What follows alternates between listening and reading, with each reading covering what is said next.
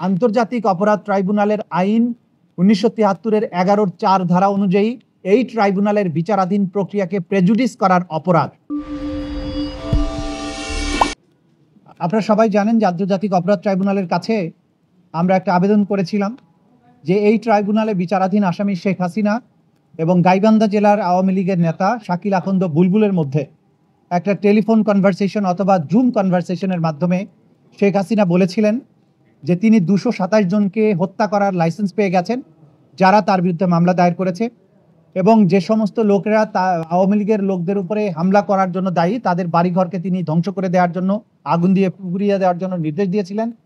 এবং তিনি হুমকি দিয়েছিলেন যে সমস্ত অফিসার যারা এই তদন্তের সাথে অথবা বিচারের সাথে জড়িত তাদেরকে তিনি থ্রেট করেছিলেন যে তাদের তালিকা তৈরি করা হচ্ছে এবং তাদেরকে ভবিষ্যতেও চাকরি করতে হবে, এটা যেন তারা মাথায় রাখে।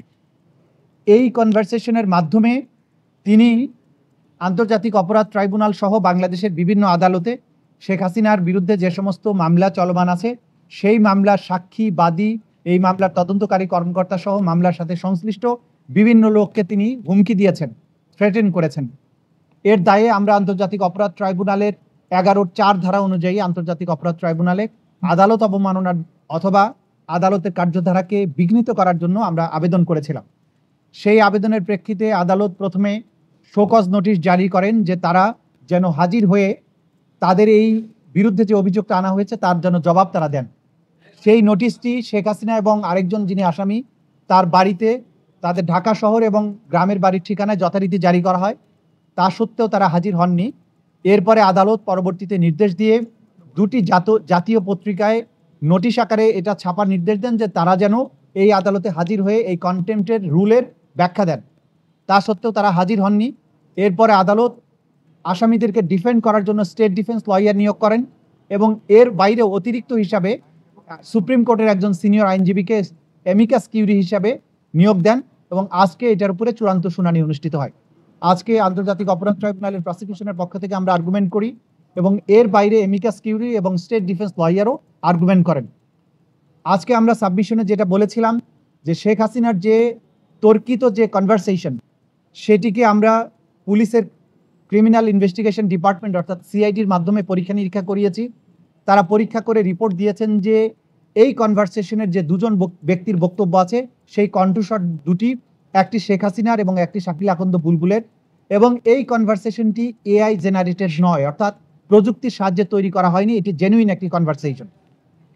এই কনভারসেশনটি প্রথমে দৈনিক কালবেলা নামক একটা পত্রিকার অনলাইনে এটা পাবলিশড হয় এবং পরবর্তীতে এটার উপর ভিত্তি করে নানান গণমাধ্যম নানান ধরনের রিপোর্ট তৈরি করে এবং তারা সবাই এই জিনিসটির অস্তিত্ব স্বীকার করে রিপোর্ট তৈরি করেন।